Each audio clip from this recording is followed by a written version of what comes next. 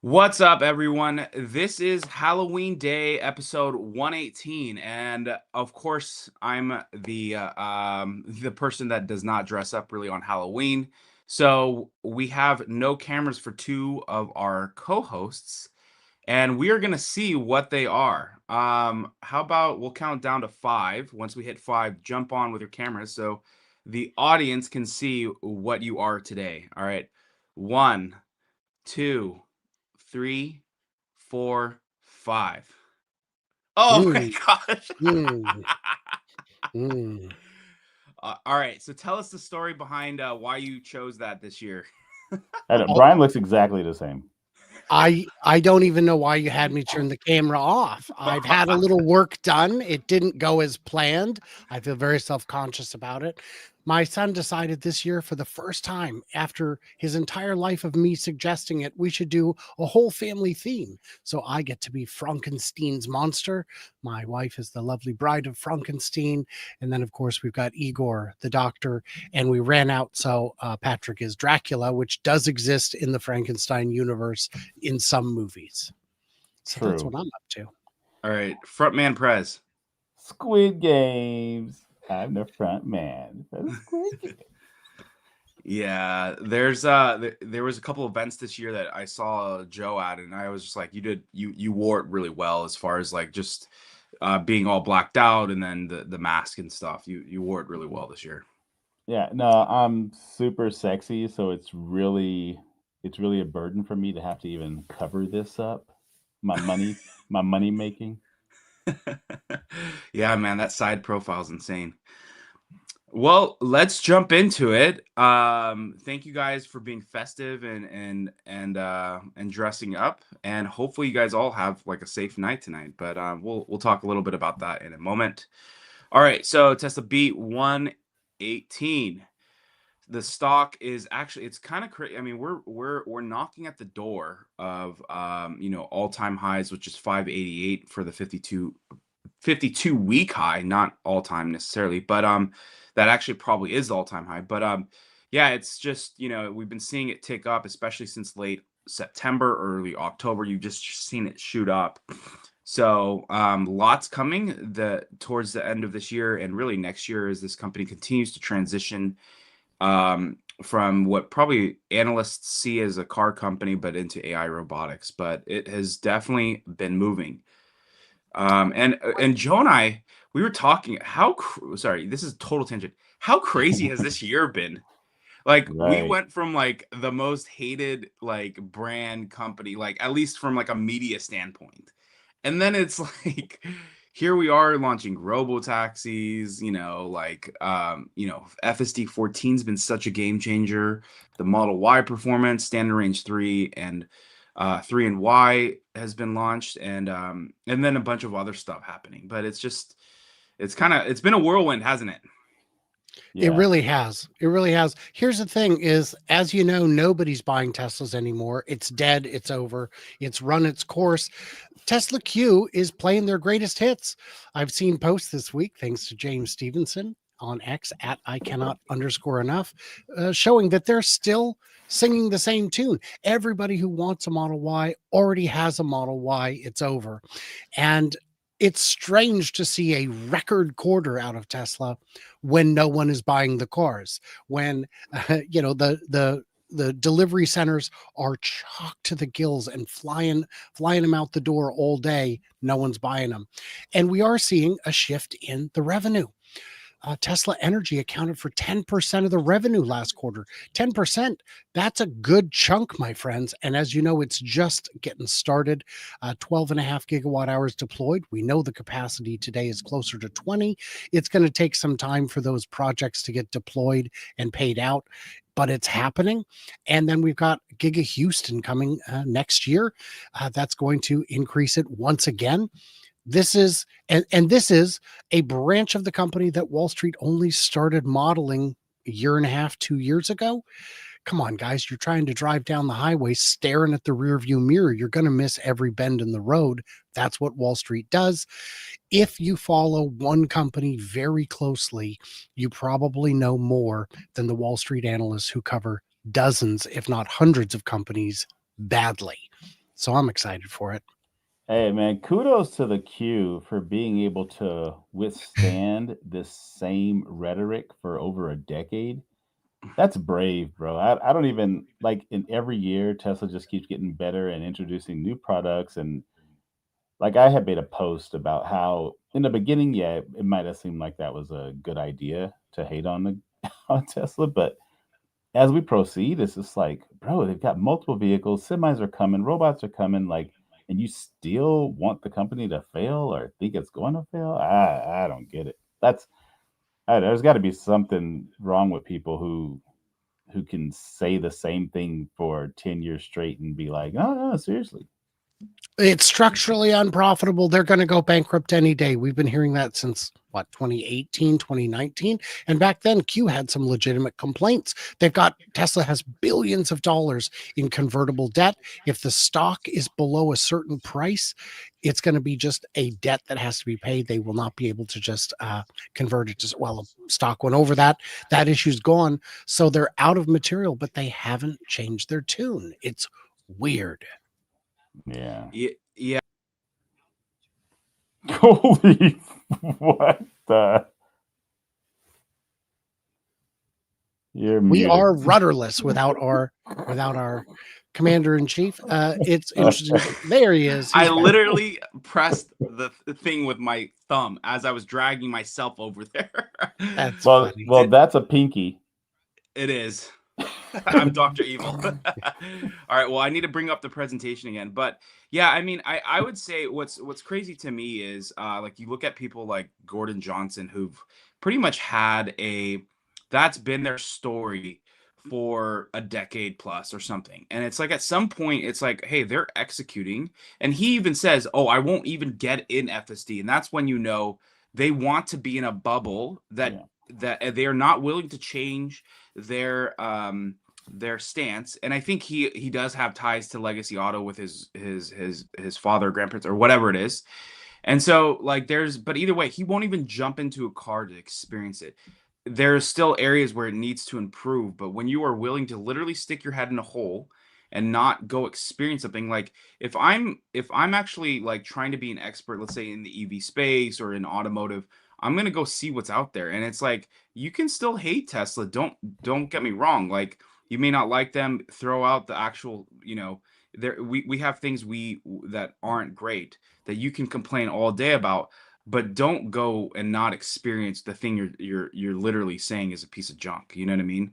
And that's the thing. Some of these analysts have actually woken up and said, you know what, I'm just going to stop talking about this. Clearly, this is a thing. It's happening. They're executing at some point.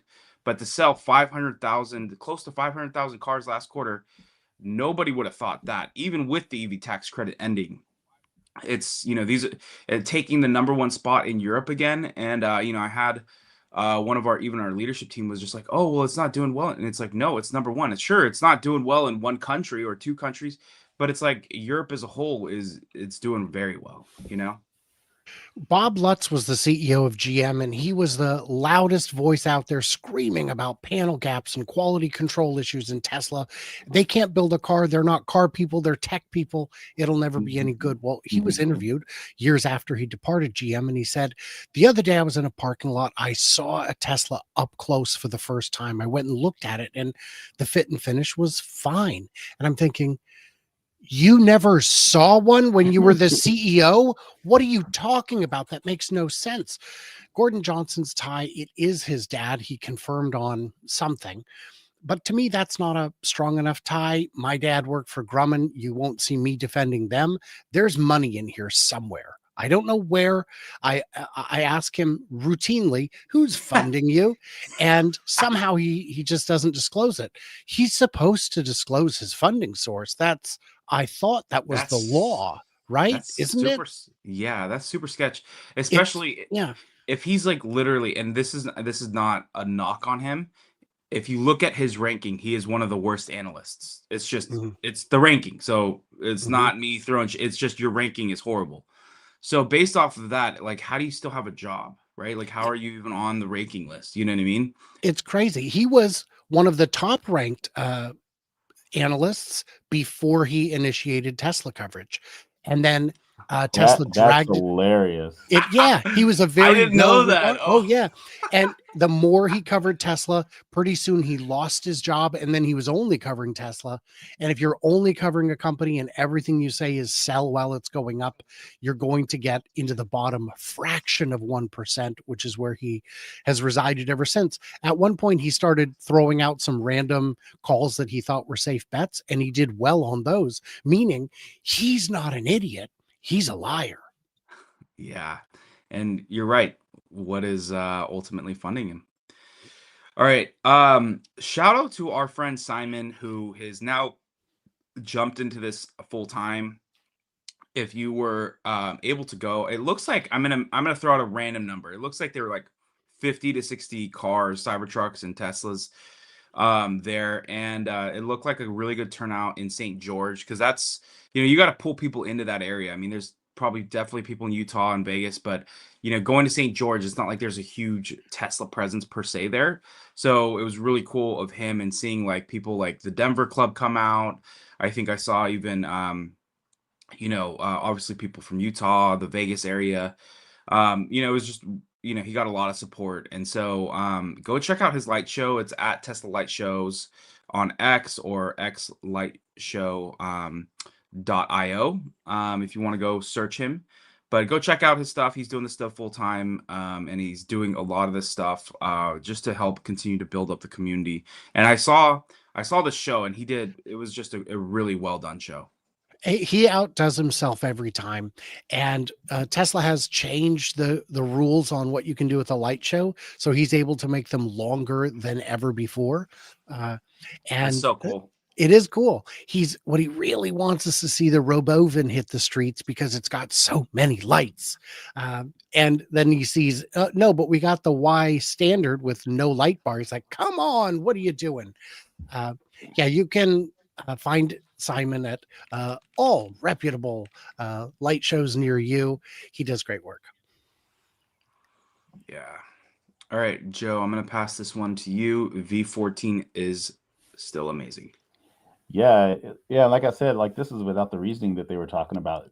This V14 1.3 reversed into his curved driveway and backed into his garage. Like freaking baller, man. That's I don't know, that's crazy. But there's a lot of things that I think people who drive it every day, they get it.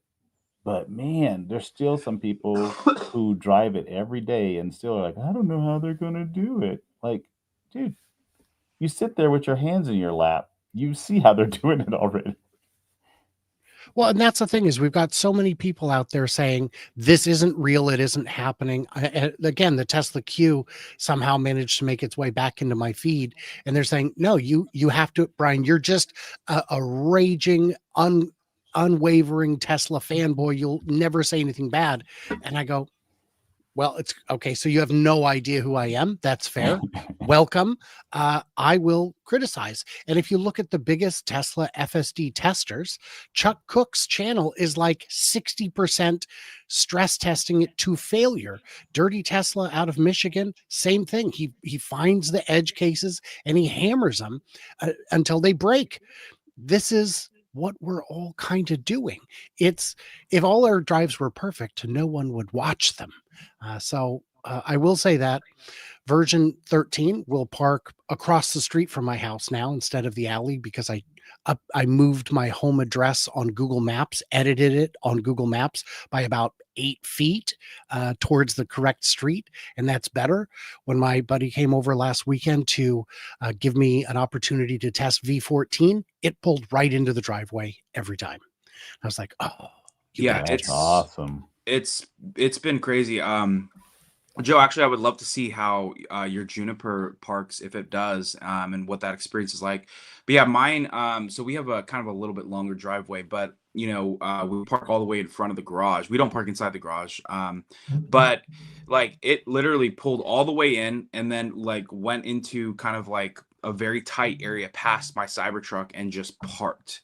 But for me, like a lot of my testing is like I want to do if I find edge cases, I definitely will try them. But I also want to do, what do you do when you leave your house, right? Like, where are you going? What are you up to, right? It's going to the mall, it's going to McDonald's, it's going to Starbucks, just kind of like repeating those things. And it's the fact that it can do park to park. And again, the I have a 2024 Model X outside of my Cybertruck, and so it's been a minute since it can do that the full end to end portion. But now it does it perfectly. The thing that I will say that, and this has been the feedback I've been putting out in my videos, is I think it needs to, because again, as long as it's still being supervised, if it does two circles, like, or two rotations around, let's say where it's trying to park, it should prompt you and say, hey, we can't find a spot. What, do you want to go further? Or, because I think it gets stuck on that, and then it gets stuck in a loop potentially. And it'll get smarter over time. But I think there's things like that that need to have like that engagement where, it can solve, because otherwise no right person, even if it is a robotaxi, and let's say they can't even drive themselves, they're not going to want to sit in the car for 30 minutes while it's looping, right? But Well, outside of I that, think the reasoning will fix that, right? Because it's going to reason to have a better option. yeah, it needs to. And maybe that'll happen at some point. But I do think that that's where the voice can come in and saying, "Hey, we've looped twice. Would you rather do a curb drop off, if it is a drop off, or or can we park further down the street? Whatever it is, right?" Um, but yeah, I think, like I said, FSD 14, I haven't seen anything like this big of an update in probably 18 months to 2 years. And so this team is really, like, as far as like a huge step up, right? This has been really like, just like really a game changer, going through parking garages. I can take it all the way up to a 5th story parking garage and then go all the way back down. I mean, you're talking going through the parking gates where they deal with ticket booths, and some of them don't even have a gate that comes up and down, and it'll still stop. Same thing with the drive-through. It'll stop at each window, and it'll hold up as long as it knows you're talking to it. Can sense that somehow. But yeah, there's just a lot of things like that is just taken like really like just leaps and bounds. All right. So actually, funny enough, Yeah. speaking of 20 years, I don't know if I can. Oh, You not got it wearing. on backwards. I have it on back. See, that's my Halloween costume this year. Oh my gosh, man. It's been one of those mornings, I guess. But yeah, let me get this thing off and show you guys. But yeah, they just released. What a morning, huh? Okay. So yeah, so they just released their 20-year edition of a bomber jacket, and people got them fast. I got this literally, I think, on like Wednesday. So you can see it here. And then, oh, sorry, you can just, might as well go from the small screen. Yeah, but yeah, you can see it here. They got the coordinates for Giga Texas, the metal plate. But yeah, they did a really good job with the jacket. And the only missed opportunity was putting the vehicles in order of release on the jacket instead of like yeah, you can see it here on the right of the screen, or whatever I guess your view is. And then they also missed the Cybercab too, which was kind of interesting, because it's like technically the Semi isn't in production yet, and so I was surprised that like they didn't just throw that on. But who knows? Maybe that's for the 25-year anniversary one. I mean, customers do have the Semi. Oh, that's right. That's true. Fair enough. Yeah, I think that's how they did it. Like, nobody actually has the Cybercab yet. So yeah, exactly. All right, Joe, this one is to you. New market, total addressable market. Here we got. Okay, so South America is pretty cool. This week, Tesla opened their first ever showroom in South America, located in Alto Las Condes, Chile. So, yeah, the sales advisor took these pictures, and I mean, we follow this stuff every day, but you tend to forget so many markets that they're not in, that they're just getting into, and you just realize like what Brian was saying earlier, like how they like the sales just keep going up. And things like this are like evidence of that. Man, there's so many people who want Teslas who don't even have them, and they're not even in their countries yet. And now, like, it's just happening over and over again, to where people get this new sense of Tesla every time. The criticism I hear is, why would you even count this as a big deal? How big the market's not even that big there. How many people can even afford one? Look, BMW and Mercedes are there. I'm sure Lexus is there. All the car brands are there. Now Tesla is as well. That's the whole thing that matters. And I'm sure there are some Teslas in Chile, just like there are in a lot of countries that did not yet have a direct distributor network established. Uh, what that means is they brought them in through parallel channels, which is to say they bought them from a different country, paid several middlemen to get them there, and they probably cost twice as much as they will when you buy them directly from Tesla. This is, I mean, how can you call it anything other than a win? You muted. Geez, what a day, man. Clicking like my thumb, muted, and putting my jacket on the wrong way. Either way, it's been one of those mornings. It's Halloween. So yeah, like one of the big things here is that Tesla has opened up India, now Chile. They've opened up Morocco as well, I believe it was. The UAE has come online these past couple of months, and the big thing is that based on their supply chain, and I'll be interested. Like this is probably something whether Brian, or I know Jeff Lutz would be an interesting person to just like. I wonder how they're, because I know in India it's just given if you're not making it in country, it's an insane tax rate there. But like some of these other countries that maybe are a little bit more friendly, but now Tesla has like 3 different places that they can ship from: the U.S., Germany, and China. And so my question is like how they're going to play into whatever's the cheapest supply chain route to get it there, as far as like from a tax perspective to get the cost down, and then also even like logistically. But what, not many other companies can just route it like that. So it'll be interesting to see as they unlock more of these countries, how things continue to, like, how that impacts sales with the brand. But yeah, as you said, when we were in the Tesla Takeover Asia event, I met the guy who had the first Model Y. It was the old one. He was the first one in Malaysia to bring it in before they opened up in Malaysia officially. So he paid a premium, but he loves it. I mean, he was a huge fan of it, and but he paid probably at least 2x the price. I got to meet several people in Nepal who had Teslas, among the very, very few people who did, and they paid well north of 100 grand for Model Ys. And Model Y was really the only car they could consider because you need the ground clearance, and the Model X was just too pricey. But they did have to jack up the suspension by another 1.5 inches, 2 inches, and put different tires on it, different tires and wheels, because unless you want them popped all the time. Yeah, when you look at those other countries, it all adds up. And if you've got factories all over the world, you can move product in different ways. When the big tariffs hit on Canada, first from China, they stopped importing threes and Ys from China, imported them from the US instead. US got hit with tariffs. They started bringing in Model Y from Berlin. BYD does this as well. They've got a factory in Thailand that's now shipping to Europe to avoid the China tariffs. This is a powerful strategy. And when you're making your most popular car in 3 different countries, in 3 different continents, you get a lot of extra flexibility no one else has. Where in Nepal were they buying them from China? So the first one I saw, the only one I got to ask about wasn't. It was a Fremont build, Oh, and I don't remember where he got it, but it was it had Holy come a cow. long way, and he immediately blew a tire, and it took a month to get a tire because there was it just took forever. It took forever. I don't think the local supply chain was in any way set up. So then he immediately just changed out the tires and wheels, because this is going to keep happening on these very poorly maintained roads. Yeah, so very what expensive. one question, do you think is Shanghai gonna turn on the Model 3? Is that even a big market there for them? What do you Like mean? Where? like start making the Model 3 in Shanghai. Oh, they make the Model 3 in Shanghai. That was the first one Oh, they made.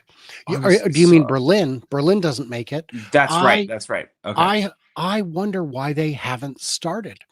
I was under the impression that threes and Ys could be made on the same line. It appears maybe that's not true. But I think there would be a big market. The Model 3 coming in from Shanghai has the flat 10% tariff plus the lowest of the low tariffs, China surplus tariffs. I think it's 13, comes out to a total of 23% import tariff, making the 3 not really that cost competitive against a Y, but some people just prefer it. It's more efficient. It's more fun, perhaps. So I think their plan might be to just skip it and go straight to Cybercab once the regulations are all squared away. Ooh. Yeah, interesting. Yeah, like there's just some of these markets. I don't know why I thought. Yeah, it was definitely Berlin, but yeah, there's just some of these markets that they can continue to unlock. And obviously, the volume here in North America can be for at least for the 3 can all be done out of Fremont. They don't need to do Austin, but Austin's going to become the factory for the Cybercab. And then obviously they can build robots there too. I think Fremont is the place where they're starting. Just that's where they're building some of the ones right now, but it'll be interesting to see as they expand. All right, so Cybercab is still coming in Q2 of 2026. Now the question is it with a steering wheel or not? Because it's like Elon says no, Robin Denholm said yes, maybe. And then I think that there was one scene in Palo Alto the other day, and it looks like they were like holding something, but they might need it there for testing, but still pretty crazy to see that happening there. It's worth noting that Lars also said there would not be a human-driven version, and the engineers that you and I, both of you, got to meet, Eric and the crew at the Santana Row event, Yeah. all of them confirmed, no, that's just not on the roadmap. What Robin said is, yeah, we may do that if it's required by some weird regulation.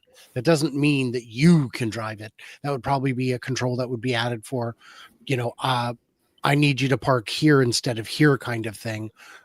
Don't think you're going to go out and tear up the track in a car that's spec'd for only robo driving. It wouldn't be suited to the purpose. And I know there's people that are tap dancing saying, I knew it, I told you so. Cool. Those people are called Farzad.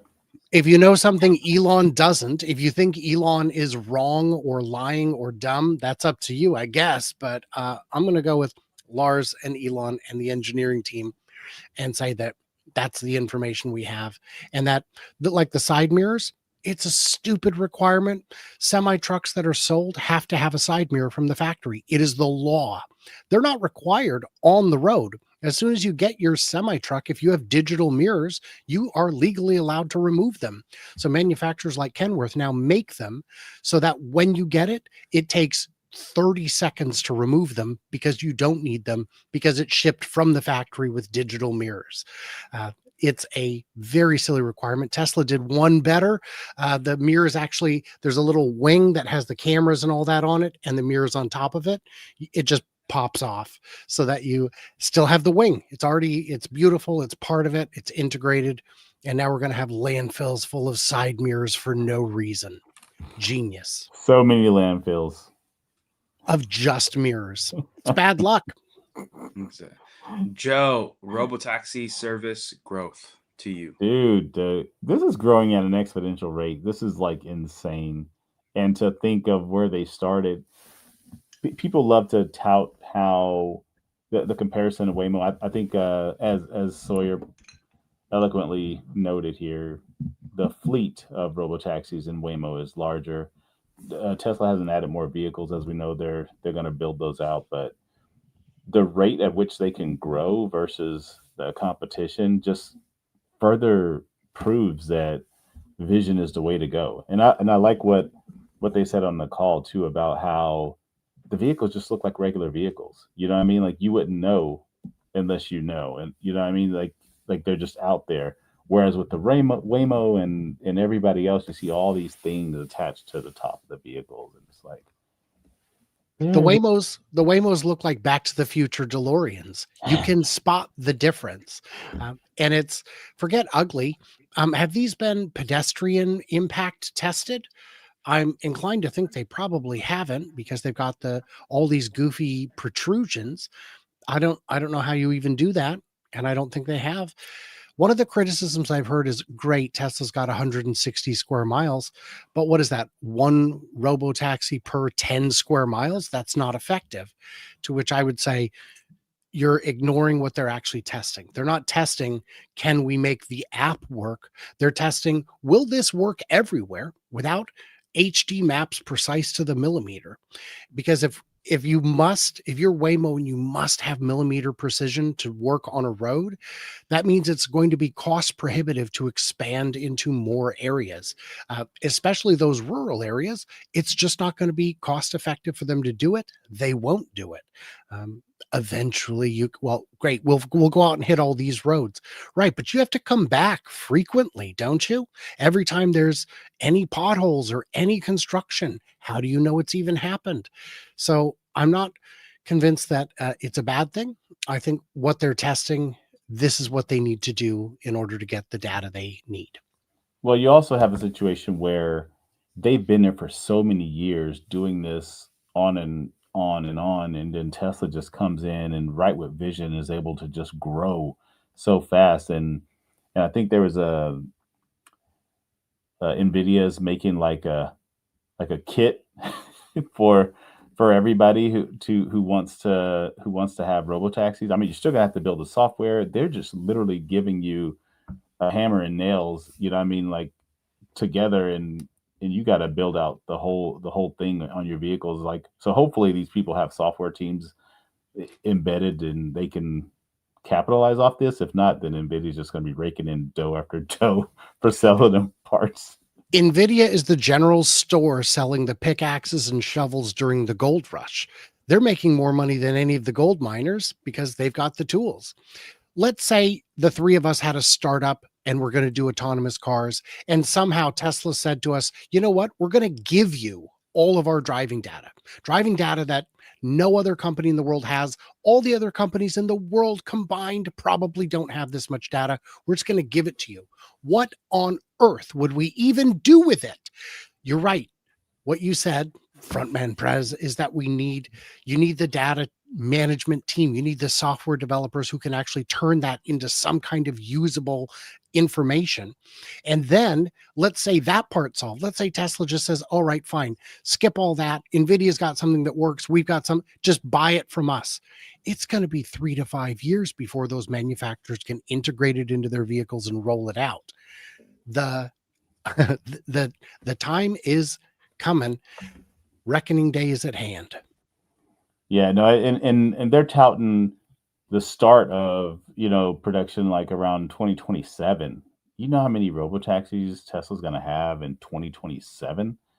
Like, I gotta know. I think people forget what Mary Barra said and what Cruz had said and what all these people had said, and their stock went up and increased. And then what happened? Like, here we are, like all these years later, and Tesla's still moving forward, and some of these companies don't even exist anymore.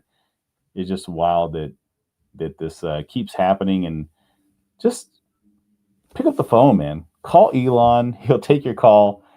you can have a whole suite into your vehicle. What Tesla said is, we'll do it for a company if they're going to commit to actual serious volume.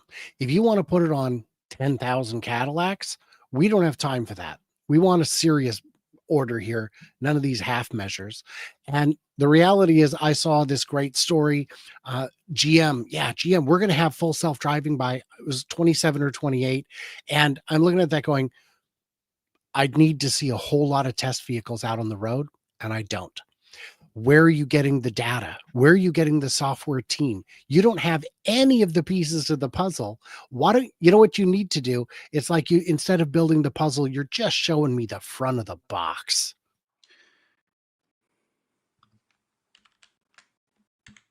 Oh shoot! Sorry, guys. No, he's got to type something. You guys, hold on a second. Oh my gosh! What the No, he's typing. Hold on. Let him finish. Brian, hold on. Oh, sorry. Yeah, wait, easy. He's almost got it. We're almost there. All right, okay. Hey, welcome back, John. Oh my gosh! We can hear you, John. No, it's the issue is this is just crazy. Sorry. Here, I'll be right back, guys. I'm sorry. That chair is crazy. Look at that Yeah. chair. John is having technical difficulties. I will point out real quick for the confused, I am not Frankenstein. I'm Dr. Frankenstein's monster. Okay, fine, it's fine. Big misconception. People can never remember that Frankenstein is not the name of the monster. He's just named Monster. And I take objection to the term monster because I will point out that I was born a human, several humans actually, but you add them all together. And really, this is the body you went with? Really? That's So, the body. It's yeah. so funny that people always call him Frankenstein when he's Frankenstein's creation, not Frankenstein. That was Matt who mentioned that in the comments. Yes. Oh, John, are you joining us, John? Yeah, I thought I would. I'm sorry, guys. This is just really frustrating. It's like my mouse tracker literally went out of battery, so I can't even. That's This- hilarious. This It's is just everything. a I don't know. horror show of a show on Halloween. Exactly. You can't see my hand, but it's like tracking this thing alone. Okay. So, all right, let's probably nothing. Sorry guys. Sorry about that. Thanks for hanging in there. But yeah, Elon saw this the back what is it? The tailgate, or really the trunk that you see on the Cybercab, literally just hanging up in a in a conference room. And so he saw this in Palo Alto, the Tesla Global Engineering headquarters in Palo Alto. And he said, it says underneath, the future is autonomous. And so, yeah, I mean, it's crazy. I think we're getting a reminder to go vote, right? That's coming up in the next week. And so, but you can see just Elon is just, he's locked in. He's ready to help us not ready, but he's working to help us solve autonomy.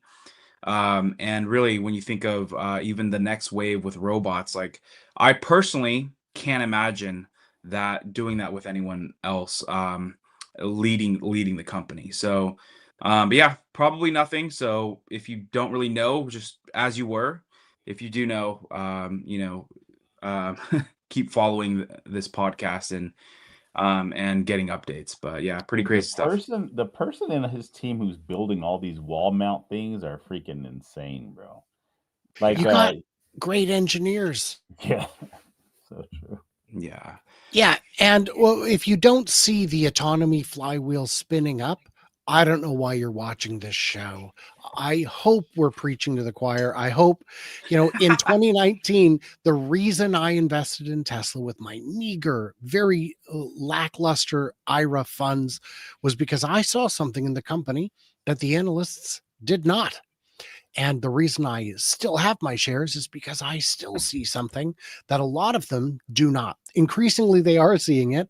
And that's great. Good for you guys getting in at 400 plus when a lot of people got in well under 200, some under 20, but it's crazy to think that we're still having to explain this to people, and that, as we said earlier, the same silly folks are still singing the same tired song, trying to pretend it ain't so. Yeah, I mean, I think if you're really sticking your head under a rock, maybe Gordon's still watching the show and getting his but hopefully that would waken him up. But yeah, it's like I said, it's one of those things where I did have, even over the past year, I did have several people, oh, like, I went and bought a different vehicle, BMW or something else, because I just don't like Elon and all this other stuff. And it's like, then it's like, what ends up happening immediately after, they start telling me some of the good things that they have. But then when they start giving you the cons, like, oh, I gotta drive now, I have to read this manual, or oh, I have all these buttons, and it's like they start going through all that stuff, and it's like, really, like, you did, like, you really wanted to vote with your dollar, to the point where it's like you're gonna settle for a subpar product, and now you got to go back to the painful way of driving. But the one thing is most of those people leased, so they did say, like, hey, if this is really a bad experience, I can always come back. I was at an event not too long ago where one of the presentations, and I'm not joking, was how to find chargers on a road trip. And me and the other Tesla owners were looking at each other like, what year is this? How to find chargers? I don't. Well, I don't know where they are in most cities. Yeah, me either. I recognize them when I get there, but I couldn't tell you where they are because that's not how you navigate. And even if you're not using the navigation, the car will start telling you, buddy, you got to start thinking about juice. And it's crazy. What I will say about those people, and I know them, I have a friend who bought a Blazer because it's just kind of like a Tesla and it's got adaptive cruise control, just like your FST, nothing like it. What I tell them is, what I say about them is, you bought a car that is better than the gas counterpart of what you could have gotten from that company. The electric Blazer is better than the gas Blazer. So good. You've made a step in the right direction. You're already on the EV train. Now let's get you behind the wheel of a real electric car and determine what your next car is going to be. Yeah, it is one of those things though, like if you are getting something like a BMW or a Mercedes, you really do need to get those type of lessons, right? And if not, like I'll be honest, like if I was gonna go buy a Mercedes and then I saw the rates of like the Tesla supercharger versus some of the others, I'm probably gonna try to find one of the others. The thing is that the convenience of the Tesla superchargers is just changes your whole EV owning experience. And it's still, if you own, I talked to a Nissan Aria owner who was using the Tesla supercharger. 3 doors down was an Electrify America station with 4 stalls and 4 cars waiting. He's down here with me at the Tesla supercharger where there's 5, 6 open stalls, and he's parked at the end funky because he's got a Nissan Aria charging slow. And he said, even though my car is slow charging, it charges faster here than at Electrify America and for half the price. I know I'm paying more than Wow. you, but it's still half the price of Electrify America. And let's call them what they are: electrify parts of America sometimes. The runtime on those is really, really bad. Yeah. All right, so Joe, this one's to you. Yeah, the Model Y performance sketch to reality. This is a really cool. I like when Tesla releases these like drawings from Franz and the team. It's pretty neat to see like what they had planned and the crazy thing about the sketches is that they usually turn out pretty spot on to what they end up doing. So I mean, I just think it's really cool. The artwork is really nice. People could use it for a desktop or something like that. I just really liked it. It's really awesome. If you put on 24-inch wheels, it would look like the top side profile there. Yeah. Pretty much. But yeah, I think I've seen the Model X version of this and some of the other ones. They're pretty cool to see it kind of like come to life. And even the Model X one, that one's more like that's just a concept look, right? And then the fact that they put that in production is even crazier. All right, I think we'll skip this one real quick. All right, let's hit the beat.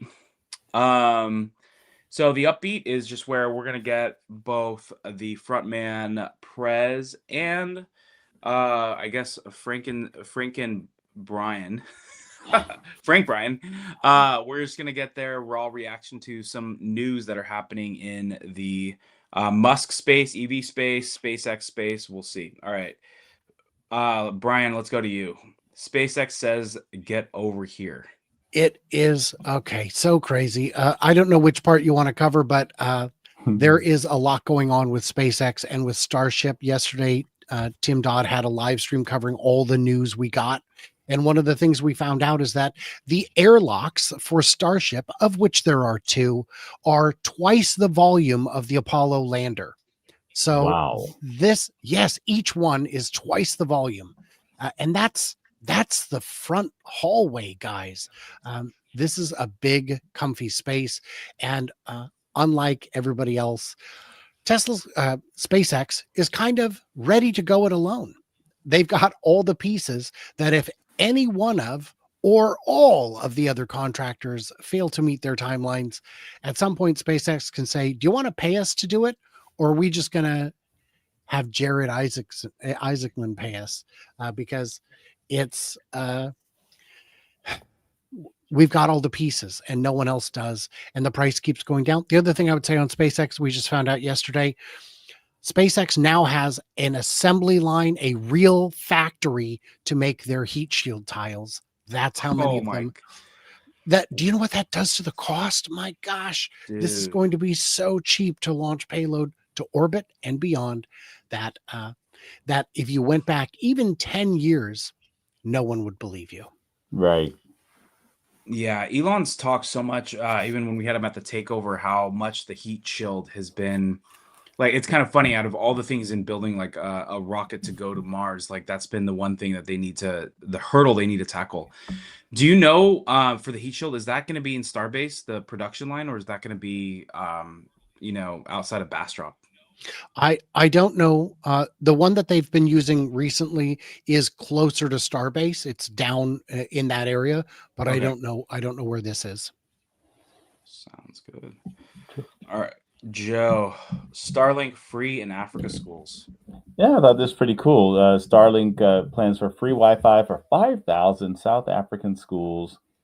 This is pretty cool. SpaceX says it also plans to collaborate with the National Sea Rescue Institute to use their services to bolster the maritime safety. I think that's pretty awesome that the branch of the Muskonomy is able to do these type of things, like it. You know what I mean, in such a way that Starlink does so much, like what happened in Jamaica and everything else that they do, that I think it just kind of goes by the wayside because SpaceX really isn't in the news that much except for when they're launching stuff. But Starlink is incredible, man. Yeah, go ahead, Brian. I was, yeah, in Puerto Rico when they had a hurricane. Yeah, they put in mega packs and solar panels for the children's hospital because this is a real and urgent need, and we can do it. Um, what a power to have. And the fact that you can, these schools that are getting it are not ones who are switching from a more expensive plan to a free plan. In a lot of cases, these are schools that are sufficiently remote. South Africa is a large country. Don't let the distortion of the flat map fool you. It's a large country. There are remote areas. Even in Washington State, we have a, a reservation out at the tip of the Olympic Peninsula that got Starlink maybe 2 or 3 years ago. I don't remember if it was free or just about free. That for the first time ever, this community had high speed internet at the schools, and it was a game changer. And they have the ability to just do it. Those satellites aren't busy when they're over that area. Make some change in the world. Yeah, my my thought has been, in the same way that, soccer has been, soccer is the most played sport, and it's partially just because of the cost, and it's easy. You can play anywhere, whether it's dirt, whether it's grass. I mean, whatever the situation is just and it's like Starlink is that version, but of soccer as it is to sports, as in the world of internet, right? Like all you need is just some power, but you can hook it up with, and again, power is an issue. Getting power in some of these areas is an issue. But if you just have an open sky and some power, you're lit up anywhere in the world. And you can do it whether you're in the middle of the ocean, whether you're on the top of Mount Everest or in Antarctica, wherever you are, you can have access to the internet. And that the fact that they have so many of these satellites that they're continuously launching, and they're even helping competitors doing missions and launching. So they're not keeping this. It's just like pay for the payload to go up, and you'll have your own things. But having these underserved areas and remote areas, like being able to have access to internet, that's knowledge, and that can just drastically change the way people's lives, right? So crazy. All right, Brian, this one's to you. Watt EV semi. On my drive to Pleasanton to Santa Clara, I saw 4 Tesla semis, 2 more Watt EV, and 2 were Tesla owned. The wrap on the Watt EV looked so cool. So we've seen recently, and we were kind of surprised by this, is more customers taking delivery of the Tesla semi in advance of the factory being ready to go. The factory is still on pace. As of about a week and a half ago, we saw the paint equipment show up. It is presumably inside and being commissioned now. My expectation that we might see pilot production by the end of this year seems very unlikely now. Q1, definitely first half, we will see at least pilot production, ramping into full production second half of next year. This product is going to be so much better. It's quieter, it's cleaner, there's no brake dust, and you regenerate power whenever you're going downhill or slowing down. This is what the trucking industry has been waiting for. The only question lingering is, what's the price? And we don't know yet. I certainly don't know. But if it works for any business, let them buy it first as the price comes down. Exactly. Yeah. I mean, I think it's Zangler on X, right? He just posted a photo the other day. It looks like, I mean, they're starting to, like, the walls are down. They look like that, at least the production, outside of like building production lines and then the manufacturing inside of it, which I know they probably started working on. The building itself is pretty much getting close to complete, which The is building just, itself is complete. They've been yeah. putting in, every couple of weeks, he'll do a pre-dawn flight. Joe Tegmeyer told him to do that. You can see in the windows, the drywall has gone up in most of the building. You can see the scissor lifts, putting equipment in place, doing all the duct work, all the conduit. It is, yeah, the stamping machine is in. It's got the pieces. They just need to get them all put together and running. It's getting real close. Yeah, it's really impressive what Nevada is able to do, because we did a tour out there at Giga Nevada, and it was all dirt, and just months later, it's like everything is built, and it's just wild, man. And they have, I think he probably has it in some of his shots, Zane does, but they have a semi symbol just sitting on top of the hill overlooking the production, just as a symbol to let them know like what the goal is, and it's pretty awesome. Assert dominance. Yeah.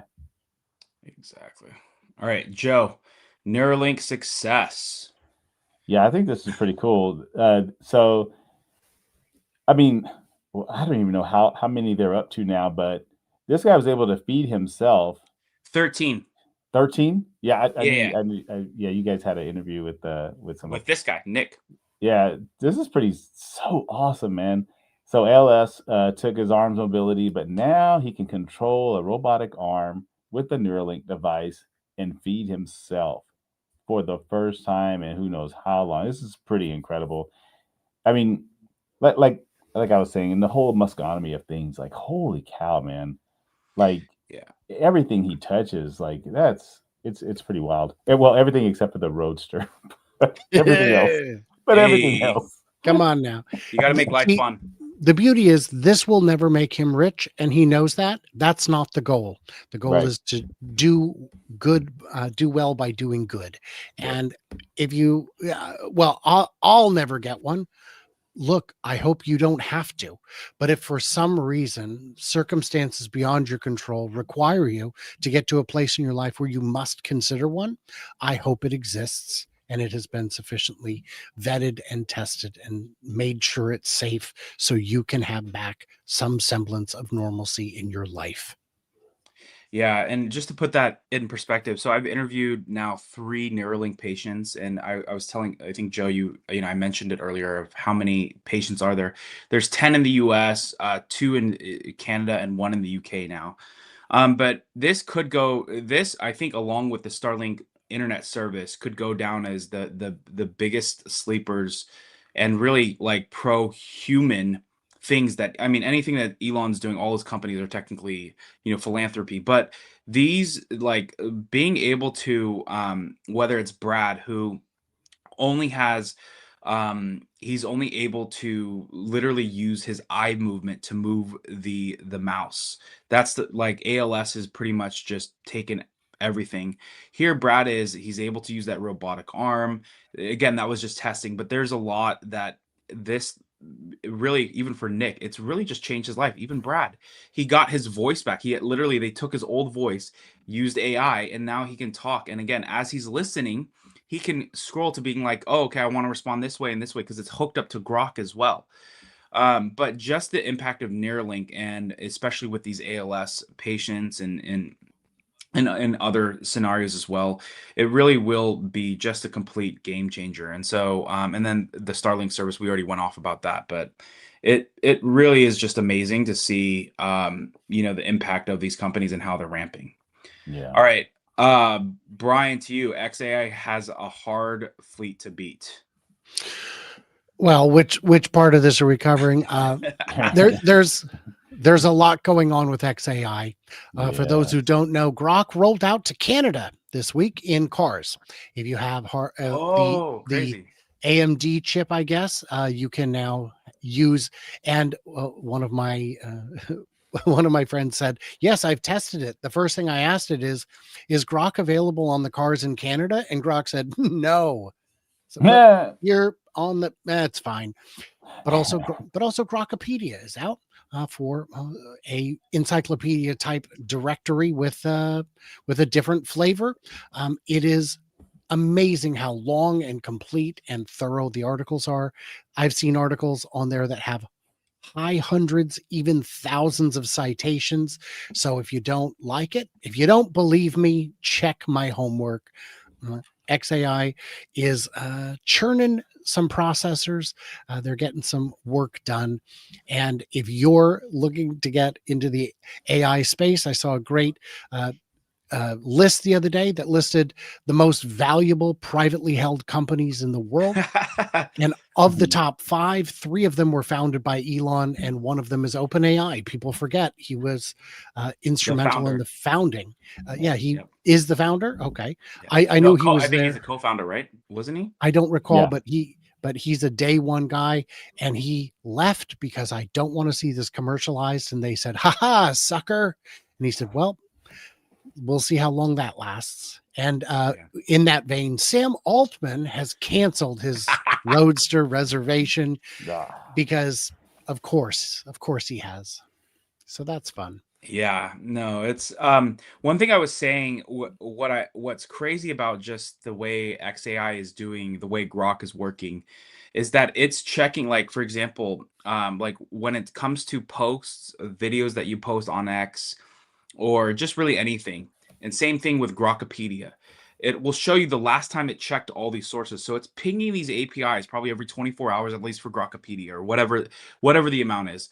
For Grok, as far as what it comes to what's posted on X, it's watching it like 100 times. So it's consuming, and then it's automatically posting out the best things. And again, I still think it needs some work, at least based on what I've seen. But all I'm trying to say is when it comes to Grokopedia and accuracy, it's going to be hard to bet that, any other sources can complete when it comes to thoroughness. And just, again, you saw, Brian, you mentioned it, all of the things that it's linked to. And again, you can obviously provide feedback, but some of these other sources, they're literally like open edit. Anyone can make a change to it, right? Versus this, it's like, no, this is like, let me go ping all these other things. Let me summarize it and put it out.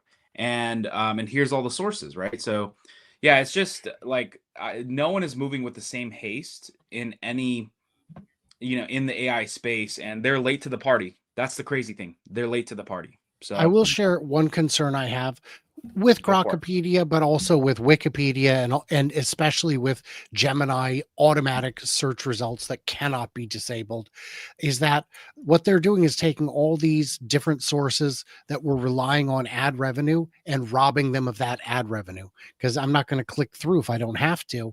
And I don't know what that will mean in 5 years when all of those companies are broke. And I know there's a big push in certain circles saying, well, good, let mainstream media die. My friends, mainstream media is where we get a lot of the news that we use to report, and we need to figure something out, and I don't know what it is, but we'll find out. Yeah, exactly. It's It's a strange but time. it is. And I mean, like I said, just experiencing life before the internet, that leading into phones and pagers and all that stuff, and just seeing now how AI and then even robotics, like I think both are having, they're going to have two separate impacts, but both are going to kind of come, they're coming, and it's happening right now. I mean, what is it? The Neo bot was just released. You can rent one, buy one for 20,500 a month to a subscription. I mean, it's happening right now, and you can now start purchasing humanoid robots at even your own home. So yeah, crazy times. But yeah, I think we're at the top of the hour. So first off, shout out to Insta360 for providing this awesome Link 2C camera and for sponsoring this episode. And to our amazing co-hosts, Brian or Frank Brian. Man, I want to see the family. I feel like I need a photo of you and your whole family. But you guys are gonna kill it this year, and I'm gonna love to see the whole what is it, light show in front of your guys' house and stuff tonight. Yeah. That'll be super cool, especially for the kids, man. They're gonna have a blast. And then so go find his channel, FutureAza. It's tagged here on YouTube or X. His handle, go into his link bio. And then shout out to Squid Games frontman Prez, San Joaquin Valley Tesla owners. Go give him a follow. His content is always amazing and always fresh. And you've been consistently putting out a video that you're just creating every day, right? If not multiple. Yeah. Yeah. And you've been doing it Yeah, every day for the months now. So dude, yeah, if you want a good laugh, go get a wasted minute over at Joe's page, and he'll keep you smiling all day. But we will see you guys all next week. Happy Halloween. Stay safe tonight. And we'll catch you guys in November.